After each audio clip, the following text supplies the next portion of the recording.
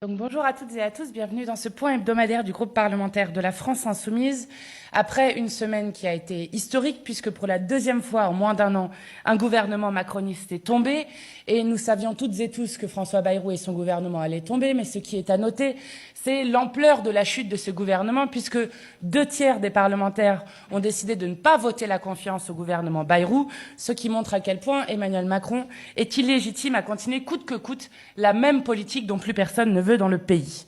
C'est d'abord, évidemment, pour ce qui s'est passé la semaine dernière, une victoire de la mobilisation populaire du 10 septembre, qui, avant même d'avoir commencé, a obtenu le départ de Bayrou, de Retailleau, de toute sa clique, et la défaite du pire budget austéritaire présenté au XXIe siècle.